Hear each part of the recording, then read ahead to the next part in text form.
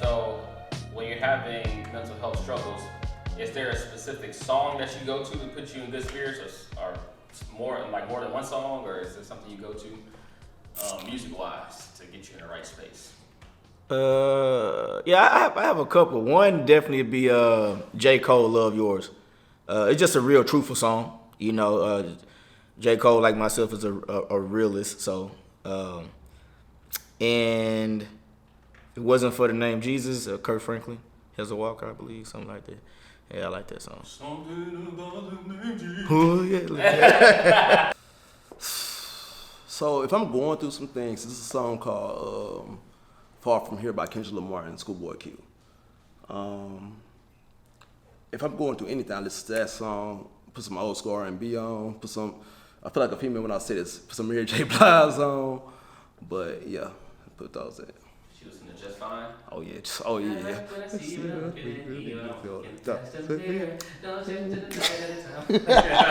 Man, I be in the house jamming today. Yeah. Oh, put what's that other song by Mary J. Blige when I cry no more. No more pain, Yeah.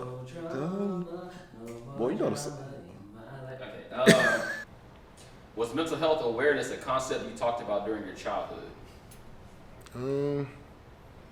No, not really. I mean, honestly, growing up, I was one of those kids they labeled as like bad or ADHD, and they try to put me on medicine and try to, that basically just, I don't know. I think that affected me growing up, like as far as just not being able to express myself. Like I feel like the medicine actually like kind of just dumbed me down a little bit, like just suppress my feelings and things like that.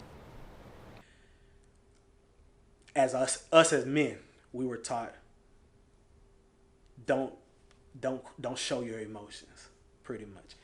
And we weren't like told that, but the example was don't show your emotions.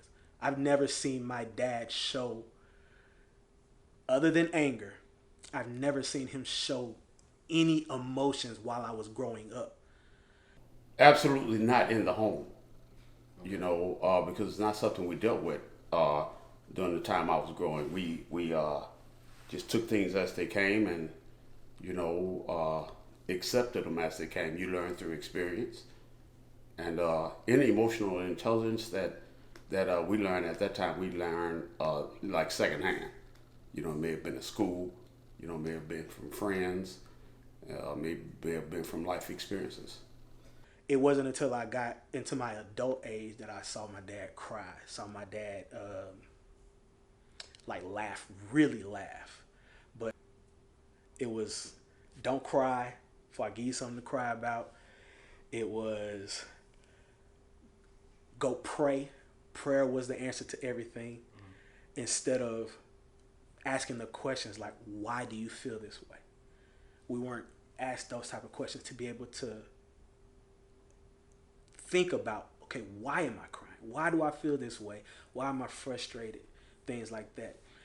So, yeah, no, we were not taught any of that. Depends on who is describing it.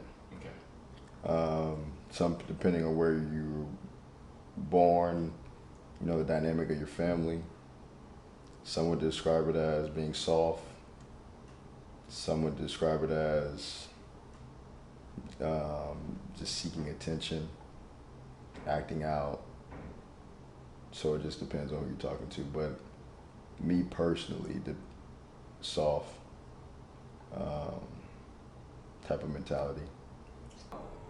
But I was focusing on other weaknesses instead of my emotional intelligence, and I realized it a little bit late when it was the last thing that, in order for me to be the best person and to be more comfortable with myself, I need to manage my emotions better.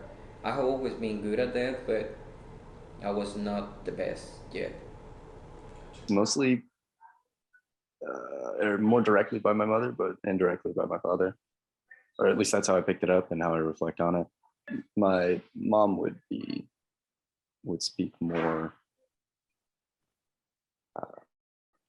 directly on how to handle your emotions. But in that same light, I was also asking her more. And my dad was, whenever I come to him with problems, say stuff along the lines of, like, I think your head is in the right place.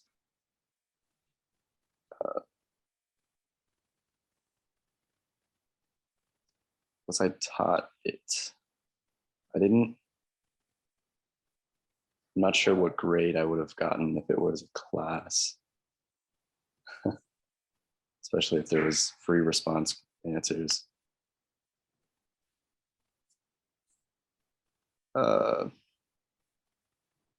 That's difficult. I'm not sure. I'm going to say not a lot, though, because I'm not sure what emotional regulation looks like. Have you ever been to therapy? Oh, of course, yes. Marriage therapy. I've been to marriage therapy. Even in therapy, one of my kids, my youngest kid, therapy, and it helps out a lot. I think whatever it takes to make your family stronger, then that's what you do. Whatever it takes. If it takes therapy, someone from the outside looking in with they have no biased opinion. I think therapy is good for that. I haven't gotten around to it yet, but I will say I'm looking for more affordable options. It's not very accessible for everyone, I would say. If you don't know, you don't know.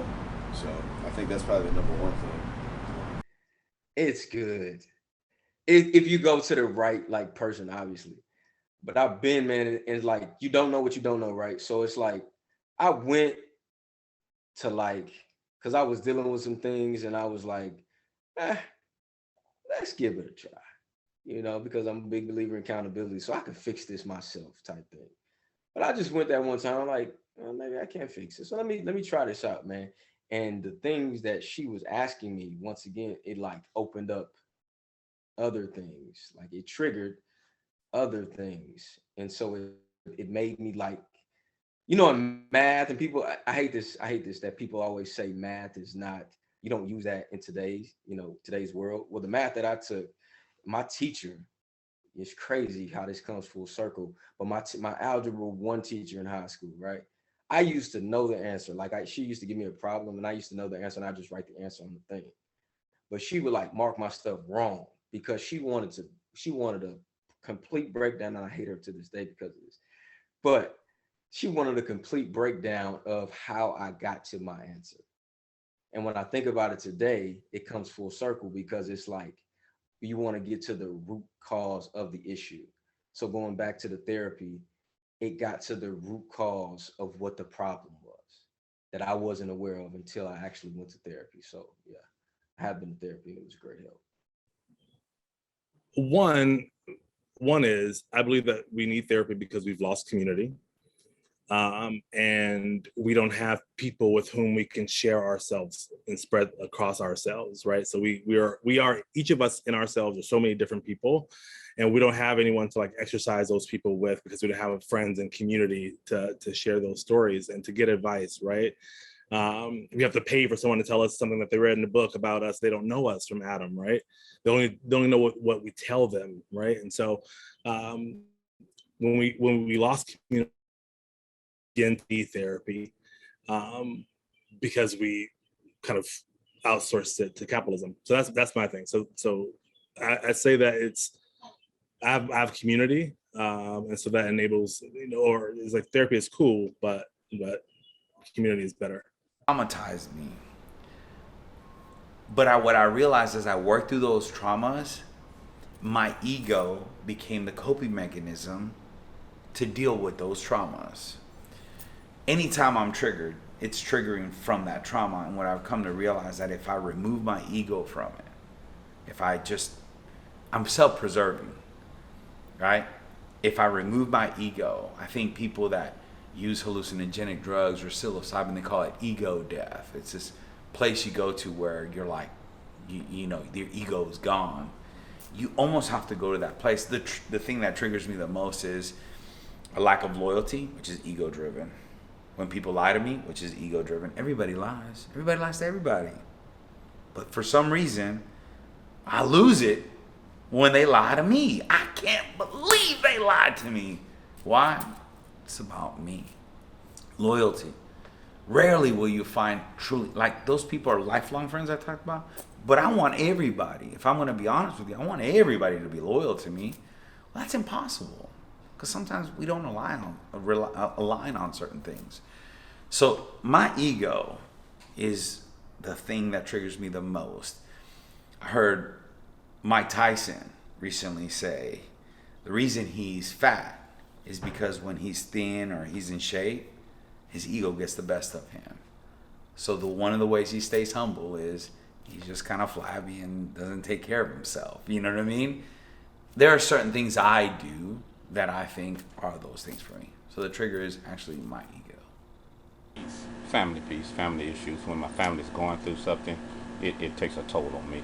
Whether it's my children, siblings, my children, my mom, that's something that I carry. I carry that weight, and sometimes I wish I didn't, but I don't know how to put it down.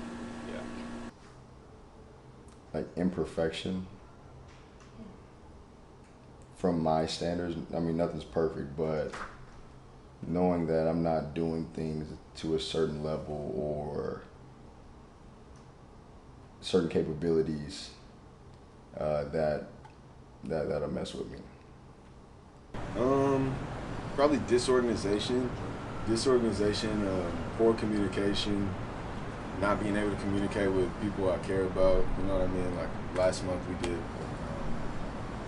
accountability April, and that was huge for me. Just being able to talk to you, Al, my brothers, my older brother, like having that is something that keeps me grounded. Like I can pray all day. I can be in close communication with God, but we're supposed to be in community. So when I don't have that tight knit community, that's not good for me. So.